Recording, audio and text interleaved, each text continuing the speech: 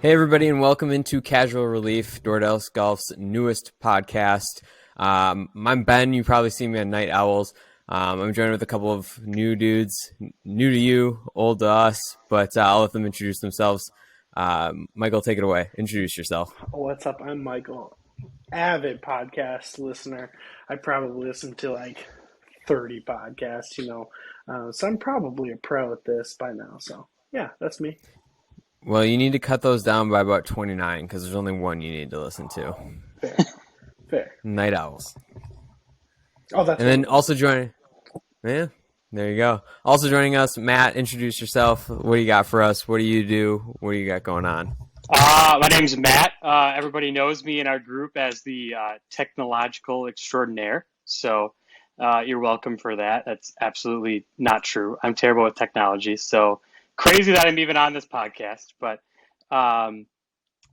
hella casual disc golfer, and that's about it. I think you're a little bit more than casual. way more than casual. Yeah, that's Okay. a lie. We'll call it super cash.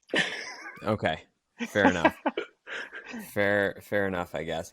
So this is Casual Relief. This is kind of just a break in your day. This is where you can kind of get all of not so much any of your news and updates on what's going on in the disc golf world, but more or less just kind of discussion topics, something you don't need to listen to every single week, but you can just kind of tune into and hear what we have to say, whether that's a hot take or a freezing cold take. That's up for everybody else to decide after listening to it kind of forward.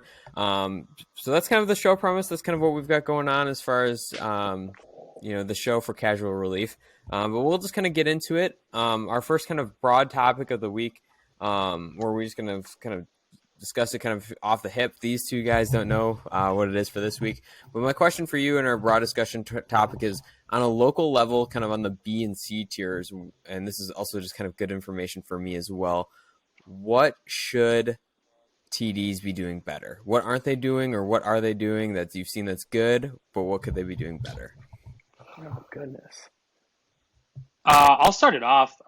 Michael looks like he's super deep in thought, so I'll take it so away. deep in thought.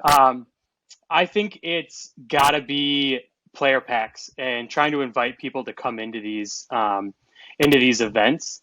I think you're really trying to attract local talent, and you're trying to attract not just talent, but just local people in general, and those people who are newer to disc golf. And you're not going to get anybody in if you're just giving a mini out as your player pack, right? Like, you got to give out something that's worth joining. Not super familiar with the tiers and what they offer and what they can, but just outside looking in, it seems like, as long as you can get the funds for it, make your player pack as good as you can. Okay, so then here's a follow-up to that real quick is like, what's in players packs that's just really just like overrated? I think the standard is always a disc, but like, what's overrated? What would you like to see? What's just been kind of lame? How can you spice it up? To me, Disc and towel. disc, and but towel. to me, yeah. disc almost seems like almost overrated at this point, because it's TD discretion. It's whatever you get, right? So, if you're an avid discraft thrower and you get an Innova disc in your player pack, you're looking to the next person to sell it off. So I'm a huge fan of towels. I'm a huge towel guy, but you're not going to throw 30 towels in a player pack to one person. Like, it's and I admittedly don't know the answer and what makes it better, but I think that's something that has to be more than just a disc, I think, for sure. Yeah, I'm piggybacking off of that a little bit, but not necessarily like on the same vein. Just looking at what is making your tournament memorable. What's making your tournament unique? Half of the times, tournament stamps are gonna be, making everybody happy. Special tournament stamp on, a custom disc. That'll make people happy. Also on the same thing, what is your trophy looking like? For most of those events are going to be trophy only, right? Especially for the AM side. So yeah, what kind of what kind of engraving are you doing in a wooden trophy? You know, been some glass blown trophies over the years that have been really sweet. Um, but I think, yeah, what is making your tournament stand out? I think that the trophy is the biggest thing to me. No one wants to see just like the run of the mill plaque that you just got printed off on a vinyl, whatever. Like, no one Or wants to like the see that. random like Mm-hmm, congratulations medal that you could mm-hmm, buy from your local Walmart. Like yeah, I've seen a couple of tournaments do that before. yeah, mm-hmm, yeah, I I think that there's like a larger and longer conversation that we could have with Shane, because Shane also has some thoughts on this, and Shane and I have talked about it extensively. Of like the road to entry for running a PDGA event has gotten significantly like harder over the years, and that's why more okay, people don't do it. It's eased up a couple like over the last couple of years because like the number of people active within the PDGA has gotten so much bigger. So like there's the need for events, but it's still not easy if you don't have like capital behind to do yeah, that. yeah, So like just like full disclosure, like if I didn't have Shane and the Door Disc Golf crew helping me, like it's so hard to run a sanctioned mm-hmm, event. And yeah, obviously as AMs and pros, like everybody wants to play a sanctioned event over an unsanctioned event. So it's yeah, just very hard.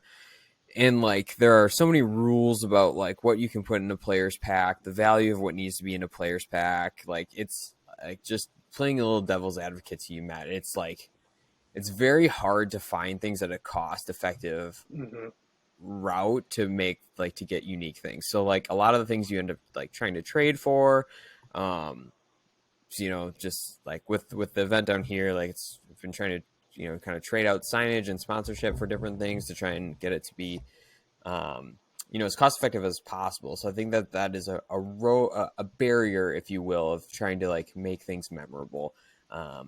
Yes, I agree. Like with you, Michael. Like, yeah, your trophy better be cool, and I think that also just kind of stems from yeah, your stamp.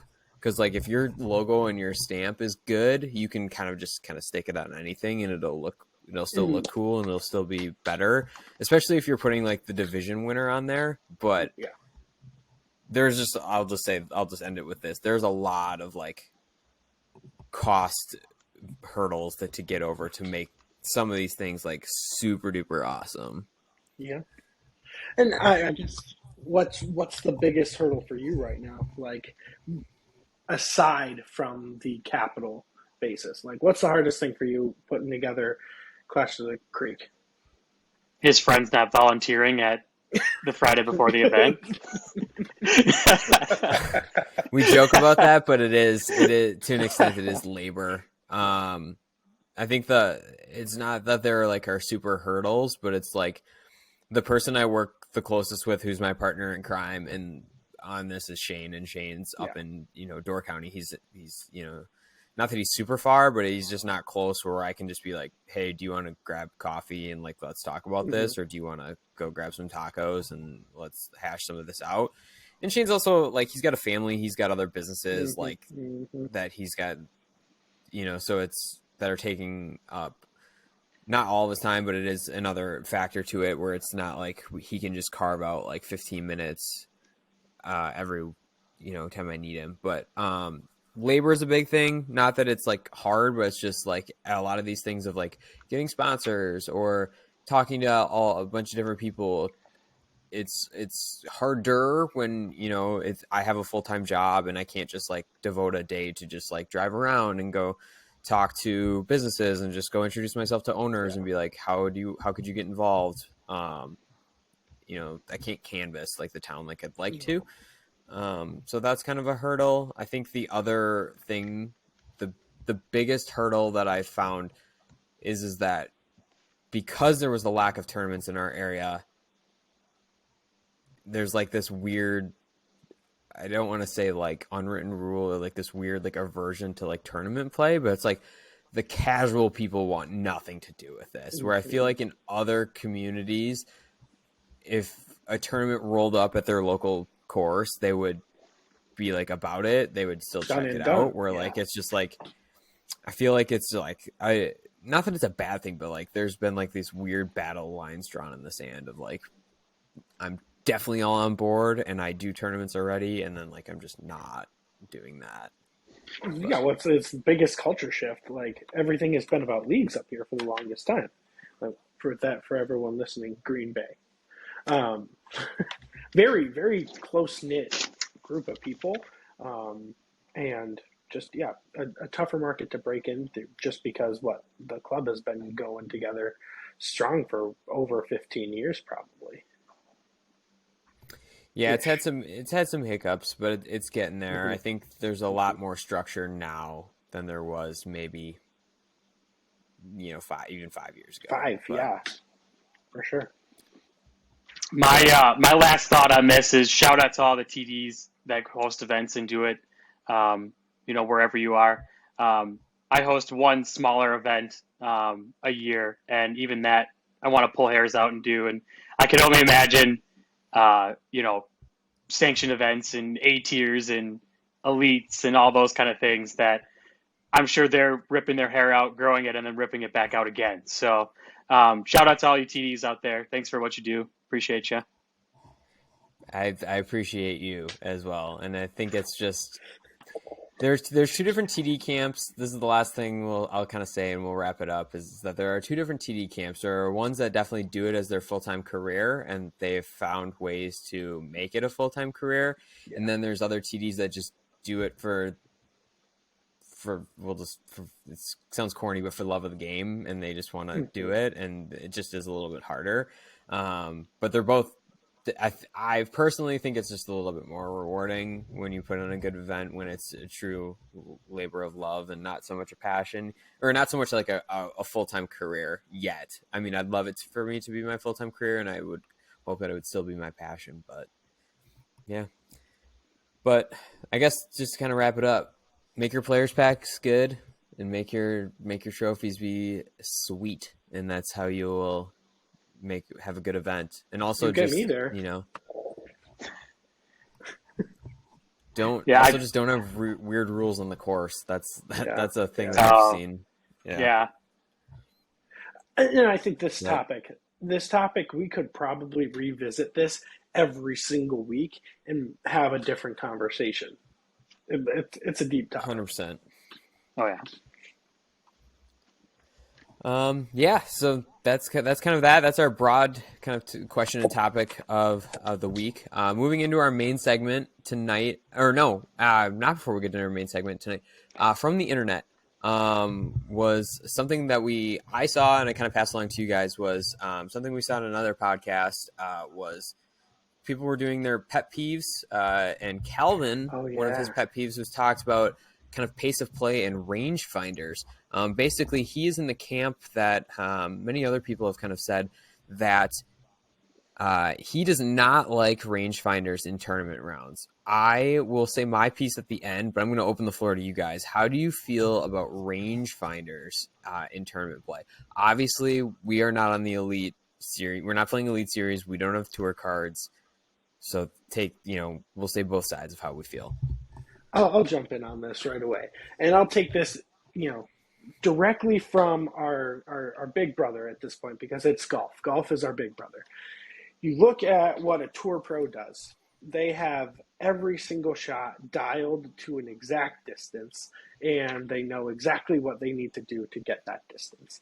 And for most amateurs, and even most like local pros, I would assume that we don't have,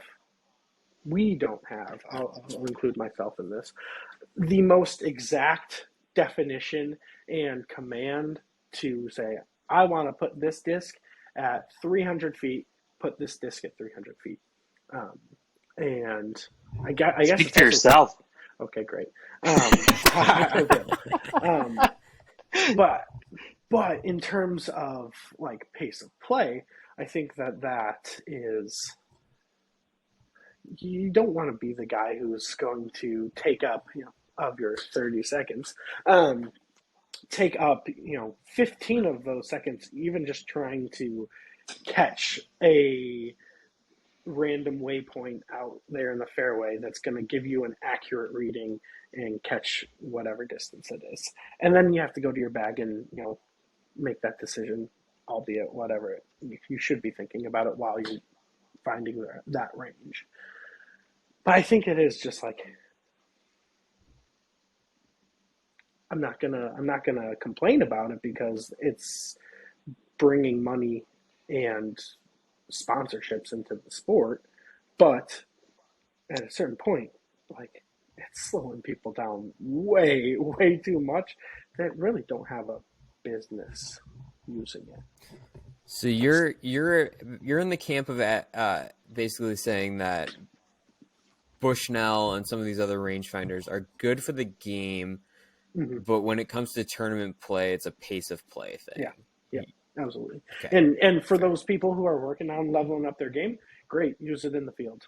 But yeah. I'll jump into that too. I agree with Michael. You look at how many times your touring players are on the course practicing before they get up to the tournament weekend, right? They're on the course at least 2 or 3 times, I would say, before that tournament even starts on Thursday or Friday.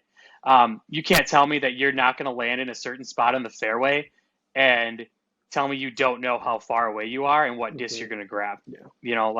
You have to know at that point, like, you're in tune with your bag. It's your job. You throw these discs all the time. You know how far you can throw this. You know how far you can throw that. And you've played the course a couple times where, I'm with Michael. You can use it in your practice rounds. Heck yeah.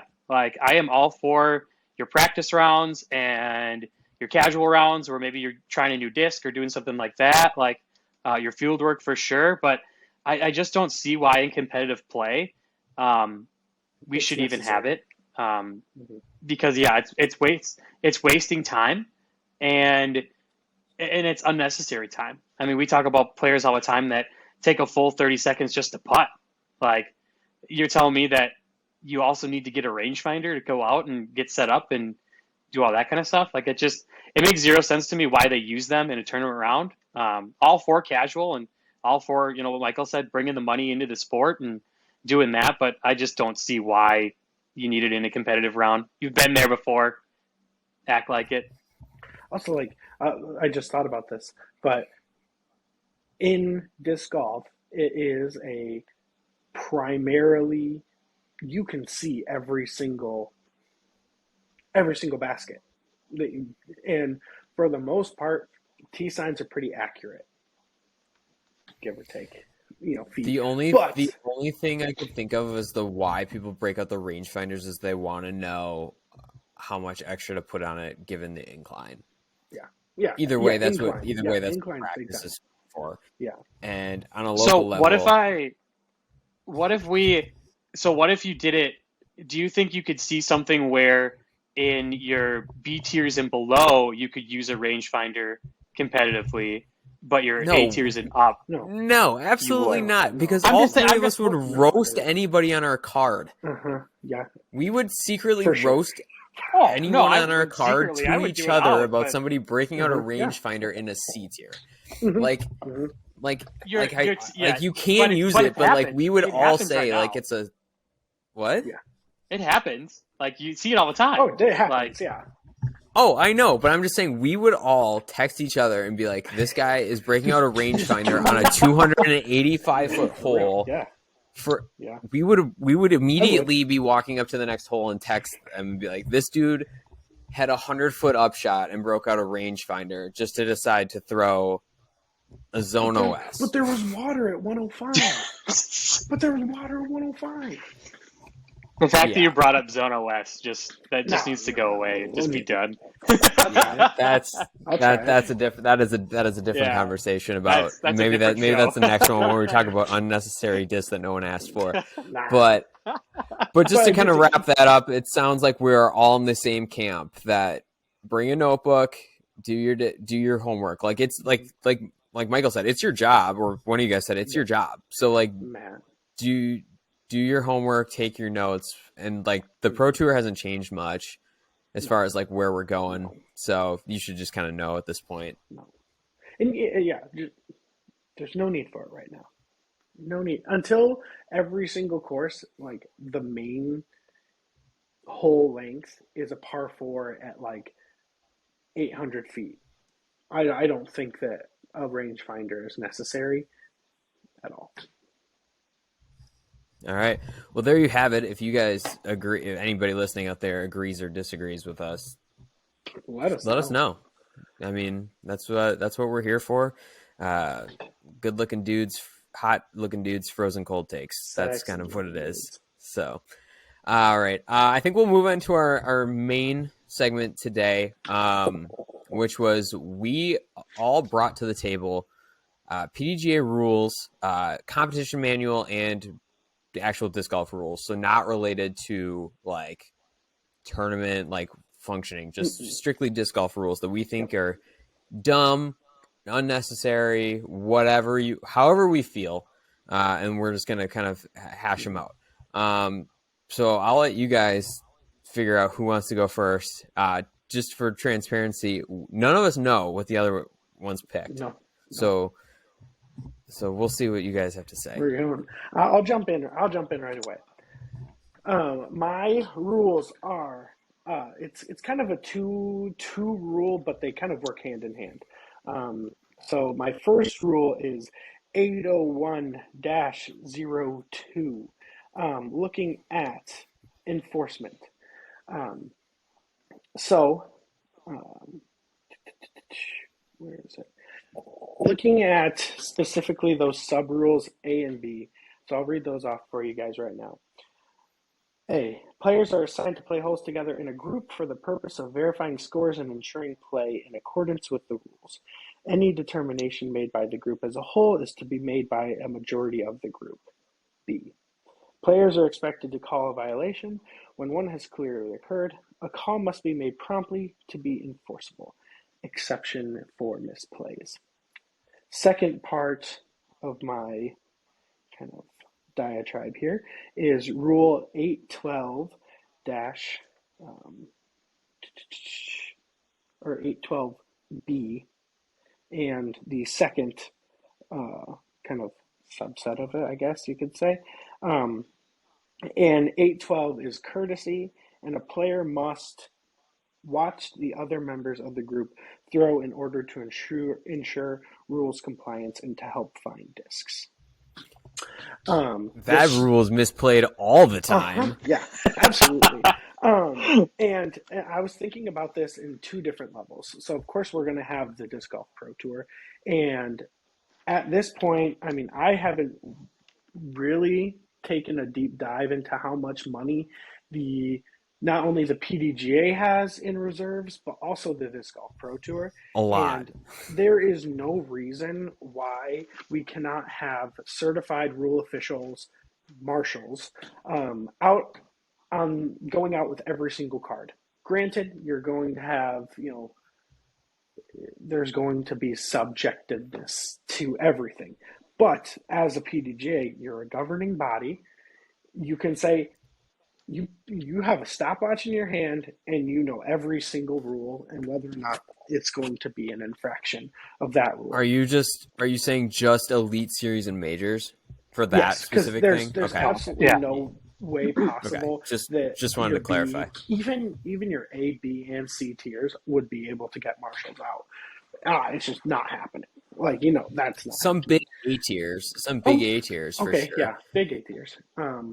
Well, I mean, we just talked about his friends not helping him volunteer Yeah, for his right. own event. Like, you're not going to get anybody No, to no. do that in your B and C tier. And you will not be able to rely on volunteers for this. There's no way you'd be able to rely on volunteers.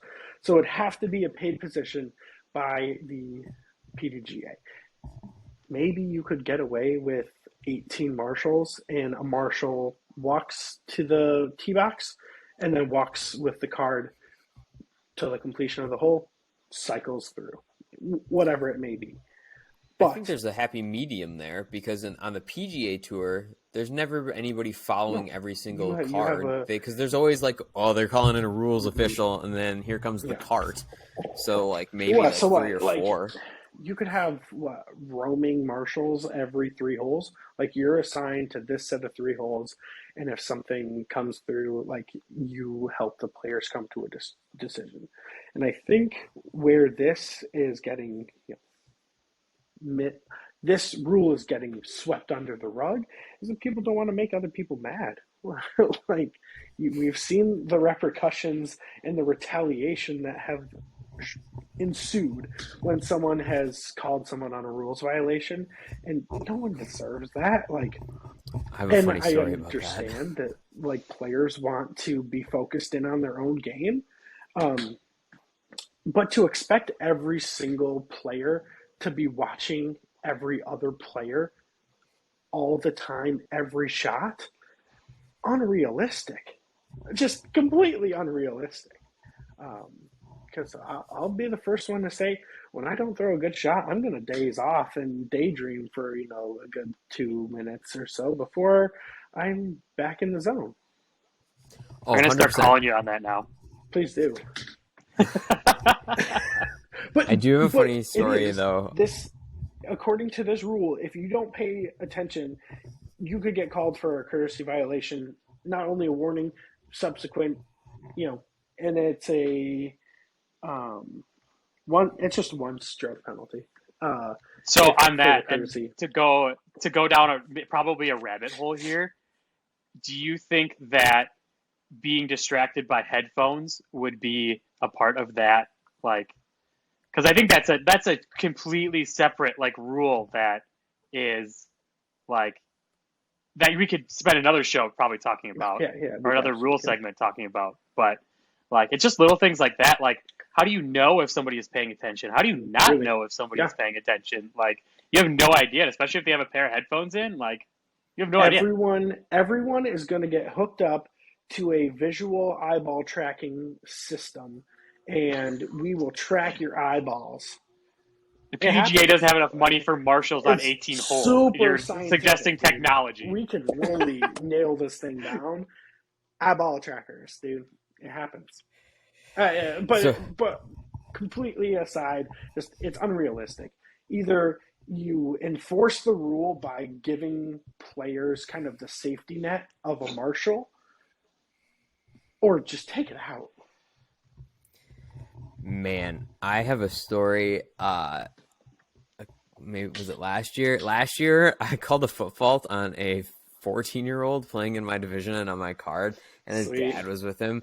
And his dad like yelled at me after it was seconded, and he got stroked because it was the first tournament that this kid had played since the rule had changed, where it went from a warning on the foot fault to a stroke. Straight up. Oh man! So that Did you was call that was the dad awkward. Out of courtesy? What? Did you call the dad out of courtesy?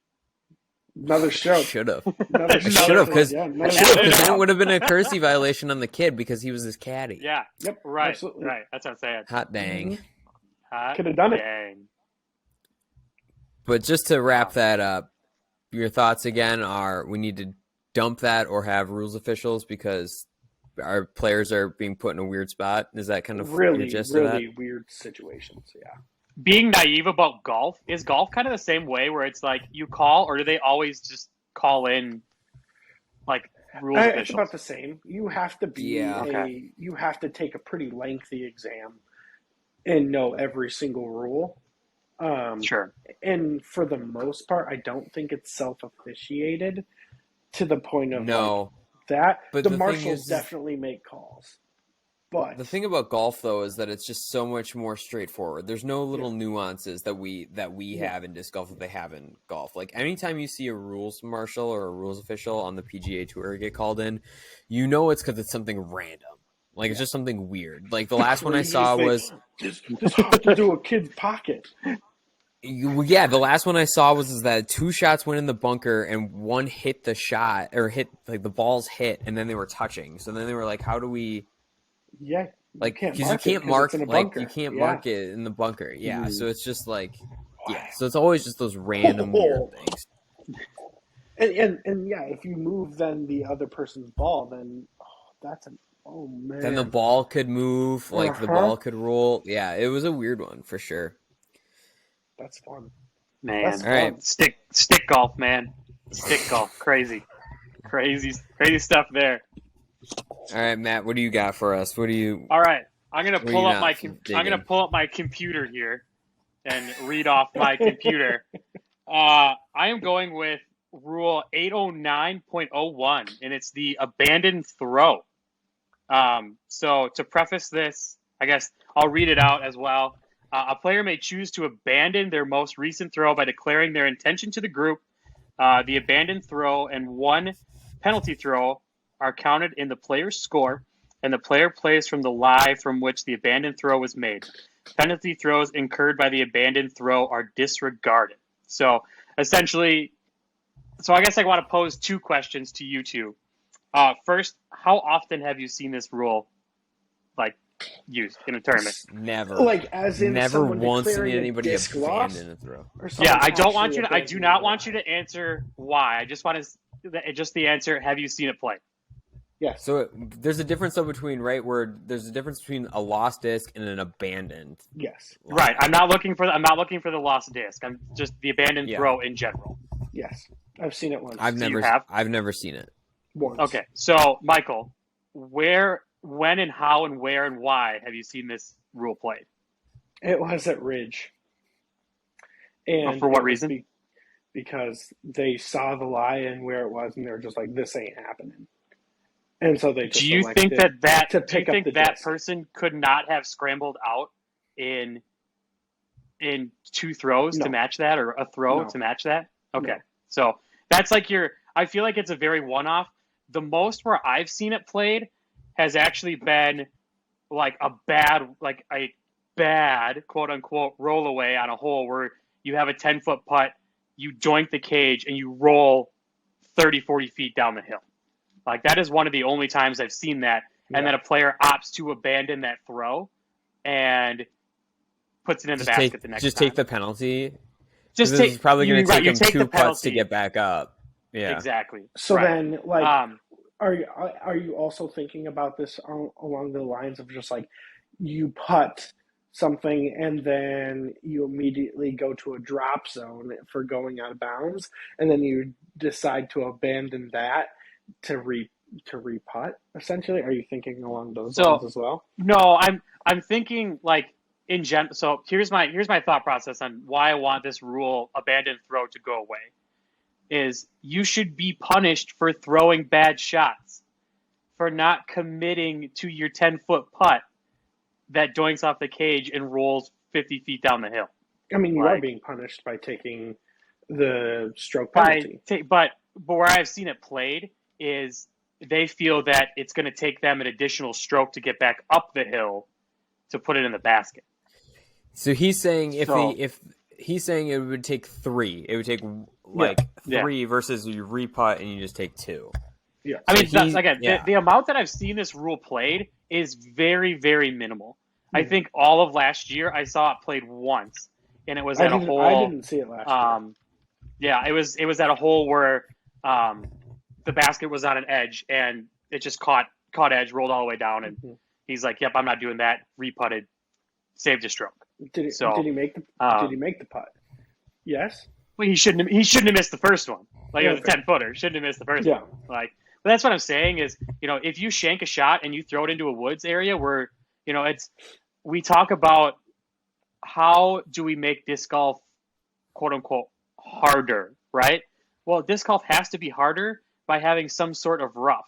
If I can bail out of playing in the rough by taking a penalty stroke and throwing again, that doesn't make sense to me. Like, we have to establish some kind of rough, some kind of, if I throw a bad shot, I'm going to be punished for it. In that regard. So, if I don't commit to my 10-foot putt, I deserve to be punished. Yeah. Like not knowing, or do. if I decide to run a 30-foot uphill putt and it doinks the cage and rolls all the way back down behind me, and then some, like that's my fault for not laying it up and playing my level and playing, the terrain the way it needs to be played. And I'll be the first to say that I am not perfect, and I definitely make mistakes, and I would definitely be in the woods and in the rough, and I've played from those spots, and it just has never made sense for me to enact the rule, take the penalty shot, and go back to where I was throwing before, because I could make the same mistake again. Like, so it just, and I think it's a thought process. If you're a confident enough player, you probably benefit from this rule. But like I said, you have to make disc golf rough in some sorts of way and be punished for the shots that you mistakenly play. My only counter argument to this is that how many people actually know that this rule even exists? Like, because it's just never very few. It's never played. Like, it's not. No. Yeah. I know the rule. Like, a lot of other people know the rule that of like, of course, like if you don't like your outcome, you can just take it from your previous lie with penalty, right? Like that's just kind of the grand summary of this rule. But it's just like rarely do I see it. It's one of those rules that you see it played once, and then every time something bad like that happens, you think, should I take it or should I use this rule? Yeah. And like 9 times out of 10, no, you're not taking this rule. No. Yeah, like, because then you don't want to deal with the rest of your card having to sit there and pull up the competition manual. Yeah. All right, you guys ready for mine? I like it. Never been more ready. Let's go. Let's do it. So here's mine, and you guys know that I'm a pretty particular person in that I have thoughts about things. This we know. This is a similar brand new to me. Brand new. Here's my rule, and it is 80503 lost disc. You thought I stole yours at first, didn't you? I did. You're scared. So here's a couple of the hits on this. So a disc is declared lost if the player cannot locate the disc within 3 minutes after having arrived at the area where it was thought to be. Fine. Good with that.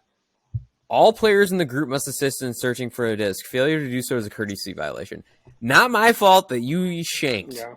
I will look for it out of a courtesy, but after about 30 seconds, me personally might be giving up, or I'm going to half look because I'm focused on getting through the tournament, figuring out my own stuff. And chances are, I'm an AM player. There might be other people looking for discs. I might even be looking for my disc. We are slowing everything down, especially if there's multiple lost discs, and that we all have to look for this disc. So that's just kind of that. Once the disc has been declared lost, the status does not change. They are allowed to play it if they find the disc. That's fine. A player whose disc is declared lost receives 1 penalty throw. The next throw is made from the previous lie. This is one of the most misplayed rules I have ever encountered. Everybody just plays it from where they thought they crossed. What? When they went. Wait, when you go, you're talking if they go OB. If they go OB, I've seen this. Oh, I got you. Okay, yeah. I've seen this just in general, that people have misplayed this rule, even if it's not totally lost. I have seen it played where people are just like, I think I'm in this area. I've seen it, and I've seen it, and it's gotten called out, and it's been corrected. But I've seen it mostly when people lose discs and they go OB. That's a majority of where I've seen people lose discs is when they've gone OB somewhere crazy. Like whatever, like outside of water. Obviously, with water, there's drop zones. But I've seen it played where people just take it where they think they cross. I could see that if the group if your card can come to a consensus on a exact location where your disc crossed out of bounds, then you could. But that would have to be a majority call where everyone had. You'd have to. That would have to be a rule change because that's not the current rule. If your disc is declared lost, then you go back to your spot. Yeah. Like that's what I'm saying. Is that That's what I'm saying is that I've seen the rule played at least 3 times that I know that its disc has gone OB, not water, but it's gotten lost. Because like it's just like thick woods or whatever, they can't find it. So that is declared a lost disc because that takes the precedent over the OB. Okay, yeah. So they play it back So they should play it back to their previous lie, whether that's a tee shot, an upshot, whatever. But they have just played it from where they think that they crossed, and they've gotten the advantage, stroke and distance. I think on the other side of that too, the amount of times last year where I heard people say, if I find my disc, I can play it from that spot even after the timer is done, blows my mind. Like, once that disc is declared lost, it's lost. You're done, though. You go back to that lie and you throw it again, buddy. Now, if you find that disc afterwards, congrats. Put that sucker back in your bag. You can still use it. And lose it again. Still use it. Yeah, you can still lose it next hole. Great. I think the other thing too with that rule is also, I'm not going to start the timer until everybody is looking for the disc. No, I've heard that said. No, that is the rule. But have you seen the rule like manipulated? Yeah, read the rule. A disc is declared lost if the player cannot locate the disc within 3 minutes after having arrived in the area where it is thought to be. It's the player, not the group. Any player in the group or an official may begin the timing of the 3 minutes and must inform the group that the timing has begun. So we could all just be scummy and just start it. Yeah, I don't think it says anywhere in the rules anymore that the entire group has to be looking for it. All players in the group must assist. Rule B. Okay. Subsection B. All players in the group must assist in searching for the disc. Failure to do so is a courtesy violation. So I guess. Oh, that's where you. That's the part I don't want to like. help you find your bad shot. Yes, that's the part I don't like. I'm willing to help. I'm not a bad guy, but for me to, at least in my opinion, I'm not a bad guy. But for me, to spend the whole 3 minutes with everybody else, if there's 4 people looking for this disc for 3 minutes in this general area, dude, we ain't finding it. And there's also a strong chance that on the AM side in the tournaments that we all play, if we've got a lost disc, we all know the tournaments that go on in the state. If there's a lost disc and it's truly lost, there's multiple discs on this hole that are getting lost or potentially being lost. That's potentially 2 to 3 other people that we could spend a total of 9 to 12 minutes looking for discs, causing backups and pissing people off. I think that there needs to be a more established time of when this timer starts, because I've seen it where hey, I have to look for my disc over in this area. Why don't you guys go over there and start looking? And then it just drags it out to where that 3 minutes becomes 4 minutes, becomes 5 minutes. And that's where I feel like a lot of those backups occur. And I feel like there has to be a more set and defined way of, hey, we're starting this timer. Get your butt over here and help me look for it. Mm-hmm. Dude, you want to talk about a card killer, a card vibe killer? Yeah. It's a lost disc. Yeah. I mean, calling somebody out on the rules is that's also a card killer. But if you have to be the one that starts the timer and then to tell somebody that 3 minutes is up because they lost whatever disc they were throwing, the vibe is going to go down so fast.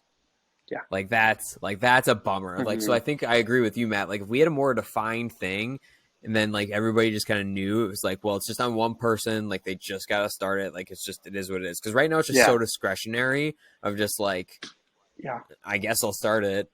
That's kind of the tough part, because then you then you just kind of open it up for you to be kind of scummy. Yeah, no one wants to be that guy that starts the timer, but in reality, someone has to be the guy that starts the timer. Everyone should start a timer. Yeah, yeah. Because we all know how it feels to lose a disc. You lose old reliable, and you're broken up about it. You're so sad. We all get it. We all see it, but. It's a tournament killer. It's a vibe killer. I've never lost a disc before. Well, actually, okay. Yeah. In a tournament, I have never lost a disc. Oh, proud of you, buddy. Congrats. Happy for you. I've never lost a disc. I've never gotten back. I've thrown discs in the water that have come back to me because people have gotten them out in between rounds. Okay. There's a big difference between losing a disc in water and then declaring a disc lost because we spend too much time looking for it. Okay. Got it. So you've never lost a disc. I've never lost a disc. And he's never been penalized for the loss of disc rule. Besides, Besides, gotcha. Well, you're playing MPO this year, so there's a first time for everything. Yeah. Let's go. This is the year. This is it. Every single tournament, I'm losing a disc. Yeah, you just cursed yourself. Congrats. Oh boy. Not going to be a happier camper when he comes back to the clubhouse and he's 4 discs down. Happier camper. I got my backup bag. Yeah, that thing is disgusting. I've been spending a lot of time perfecting it. So, greatness. So I ain't losing discs this year. Fair enough. Story. All right. So we'll wrap it up here. Kind of keep it under an hour. We'll wrap it up here. We got a few minutes left. So the final segment that we'll hopefully do each week is we're going to do buy or sell or hot or not, whatever name we decide to call it. So we each had to bring a take, and then we'll kind of discuss it, and we'll buy or sell that take. I'm going to go first for this one. My take is by 2030, we will see a combined on FPO and MPO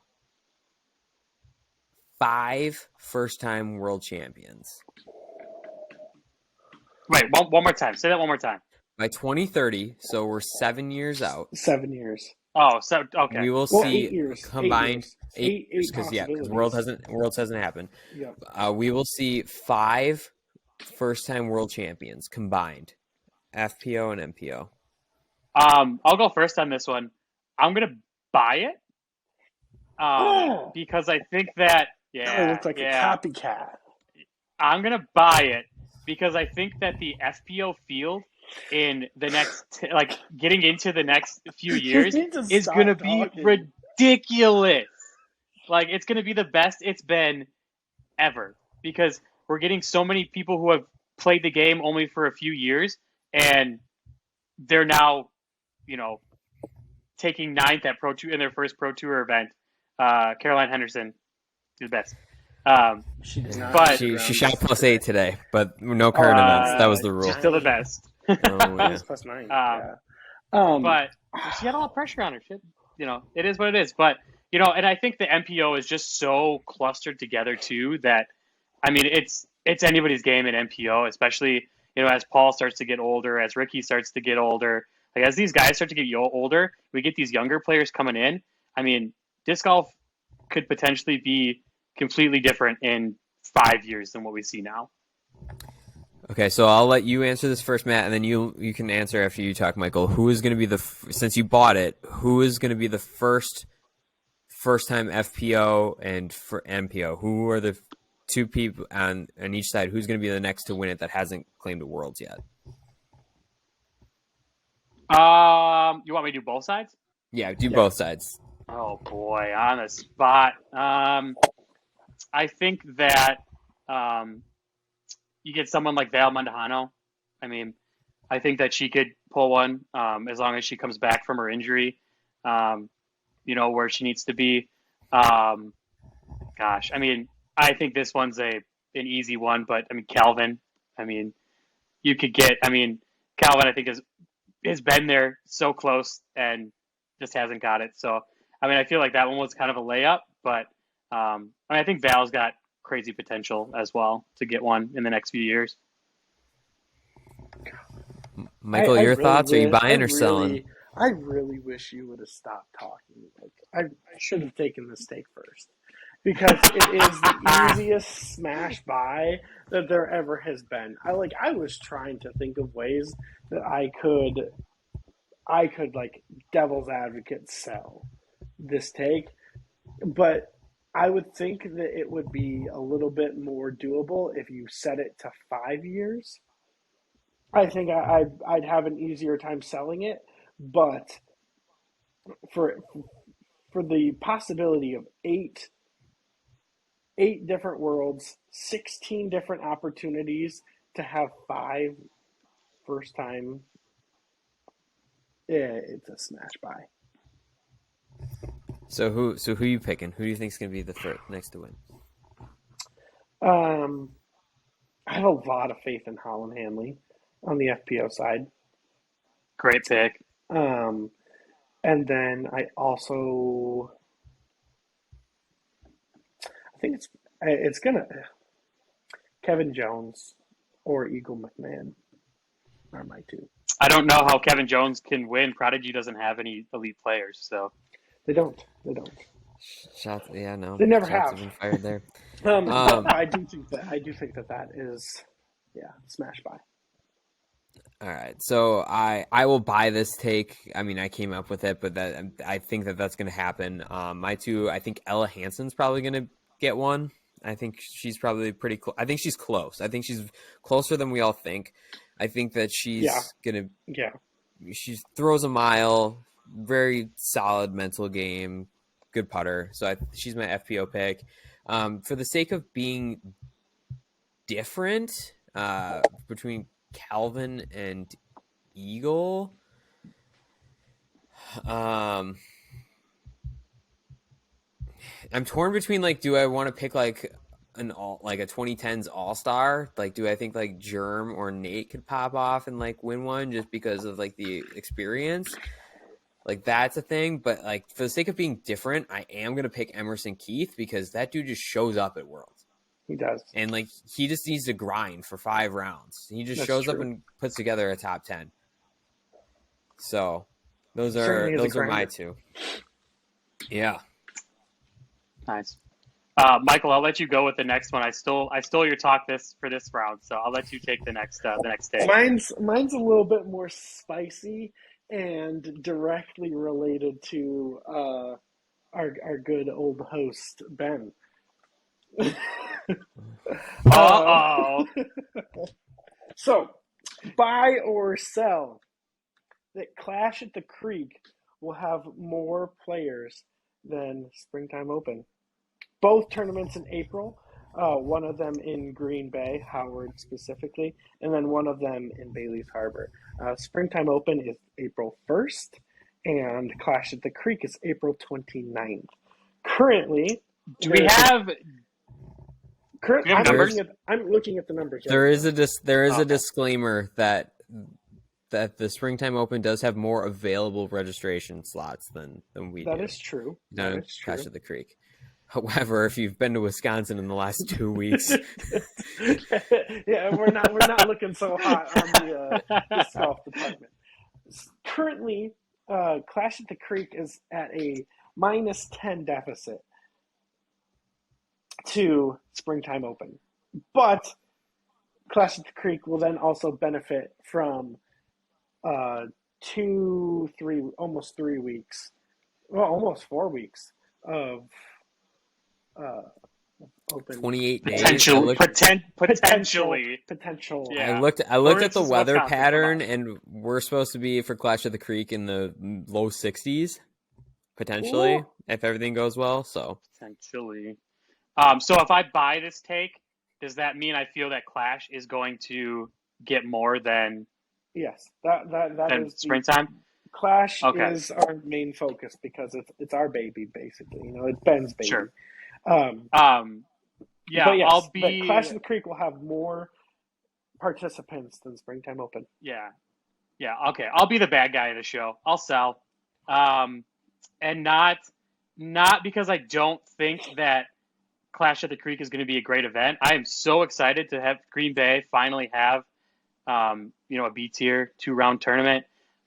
It's so long coming. Like it needed to happen, and I'm surprised it didn't happen sooner. It's probably because I moved back to Green Bay finally, and thank you, Ben, for the tournament present. Appreciate it. The welcome present. you are so welcome. But I think that it's just an awkward time. So I know that there's a Wisconsin Tour event going on at the same time as Clash, and at a popular course in Standing Rocks. Like that's a tough thing to sell people away from. Where's your optimism? True, but where's your optimism, dog? Yeah. I mean, that's true. It is just Advanced and Pro, but you get a lot of those where they're maybe just Advanced and Pro, and intermediate players will play up to Advanced because there's room to play in a Wisconsin Tour event. And Wisconsin Tour events have this, and this is maybe another hot take, but Wisconsin Tour events have this allure that they're the best thing in Wisconsin, and it could have been 5 years ago, but it's just not the same anymore. And I say that having 2 of them behind my head, like they're just not as prestigious as they used to be. But anyway, I think that Springtime Open also benefits from just longevity of being there. Temp course on a golf course, like, you only get to play that course maybe a month out of the year when it's set up specifically for this tournament. And then the Sunday doubles too. I don't know how much of a draw that plays. I don't personally care if there's a doubles the next day, but it could potentially bring up people that, are traveling up there for the day. They come up with a buddy or for the weekend, play singles, play doubles, make a weekend out of it. I feel like I have to buy it. Like, I'm just gonna buy it. if you don't buy it, if I don't buy it, like, then I have no faith in my event. But I'm also just buying it just solely because I think it's gonna be a absolutely wonderful event and a wonderful day with a great sponsor, presenting sponsor in Clash Disc. Shout out to Cool Daddy Slick Breeze, Bobby Brown. Obviously, you gotta give a huge shout out to Shane. And we have 36 hole sponsors, boys. Like, come on, like that's sold out. Like, working on still not, hopefully, fingers crossed, we're gonna have a food truck. Like, it's just gonna be a good day. So, like, great, absolutely smashing the buy button for a fantastic day, just in general. Mm-hmm. And I'm going to buy. I got faith. So here's the thing. Oh, I am the bad guy. And I'm thinking of the possibility that Springtime does not get a single more person register. We are 2 weeks away from this event occurring. Maybe a little more. Is that close already? Check my watch. Okay, it's not 2 weeks. Okay, I'm just really excited. I'll give you three. I'll give you 3. 3 weeks. I'm so excited to play disc golf. But I could see only like 3 to 4 people more signing up for Springtime Open, and I could see 20 people signing up for. No, more than that, because we're like 30, 27 slots away. So we're gonna 27 slots away. Yeah. We're gonna sell out. And I think that there is a possibility the Clash at the Creek gets 27 people to sign up and sells out, and I do not think that Springtime will fill at 180. Yeah, Matt. Just me. Matt, I ain't had a muffin yet. I will. If I have to be the show bad guy, I'll be the show bad guy. I will volunteer for that position. You're welcome. Sign me up. Sign me to that contract deal, baby. $1 million, 4 years. I'm in. Let's do it. Did you just say cryptocurrency too? Did you just say 40 years, or just 4? No, 4 years, okay. $1 million. $1 million signing bonus in crypto. The show doesn't have a budget, let alone a helicopter. Like, I don't know what you want. Where'd you pull we conceived the show a week ago. I was gonna come onto the show super excited that we've been talking about it forever. 168 hours of just us talking about it. Like, sheer preparation. Super excited. We finally did it, guys. We got a show. All right, dude. Hit us with it. I guess, yeah, I'll go with mine. My take is as it pertains to post-produced disc golf. So, my take is that, so like you see like DGPT, like they're going more with, they're trying to push their brand, trying to like get people to watch live disc golf. I know I'm a fan this year. I've watched more live disc golf this year than I have in forever, and I've watched it once. So, it's great content. He watched it to see me. That is true. I did watch it to see Ben at LVC. So, but my prediction is in the next 2 years, or my buy or sell is that in the next 2 years, Jomez or any other YouTube post-production will not be allowed to release their content with that, like, in at least a week in advance. So, like, if a tournament, that's the biggest buy, regardless of you finishing your statement. That's the biggest buy there's ever been, dude. Okay, well, maybe it wasn't a hot or spicy take, but I think it's interesting because that just goes to show, like, where is disc golf going to be in 2 years, right? Mm-hmm. Disc golf is going to be like, so in that regard, you think that more people will watch live disc golf in 2 years than post-produced? I'm selling that take because I think that Jomez will. No. Let me explain. Let me explain. No, I'm making fun of Michael at this point. Can I talk? No. I'm selling that take because I think that Jomez will still be able to release on the schedule. However, I'm selling because I don't think that the current model of Jomez and post-produce is going to exist in the way that it does. I think that it's going to be more recaps, commentary of like these shots happen, not hole by hole. I think it's going to be very Manning cast like that's what I think. I think it's going to be like, let's bring this person in to talk about whatever, or it's going to be Big Sexy Barry or Two Hot Geese, and they're going to just be doing Manning cast like things instead of actual like, I mean, this guy threw this and then here's the recap of the entire round. That's why I'm selling that, not because major shout out to the Manning cast. Most fun way to watch Monday Night Football there's ever been. Wow, free advertisement. No free ads. ESPN. No free ads. I say it all the time. No free ads. Yeah, I'm 100% on board with that take. Like, I think that we'll see Jomez in a couple of years be something completely different than it is right now. Like exactly what you said. You're absolutely right. Like, I just don't think that live disc golf and the disc golf network will survive if it continues to be the way it is. Mm-hmm. Well, the smartest thing that they ever did was that they moved day one to be on a paywall for some events, and then to YouTube, and then put the last rounds behind the paywall. Don't know why they didn't do that 100%. to start, but that's my. You got to lure them in. You got to lure them in with that final round, and then yank it away from them. I'm gonna take this one step further. DGN, make your app more available in more diverse places. Like, there's no reason that DGN shouldn't be on every single video game console. There's no reason that it shouldn't be on every single Roku, Google. It's on Roku. It's on Apple TV. I know it's on Roku. It's on Apple TV as well. Why'd you say it? What is this take then? Yeah, what is this? What is happening?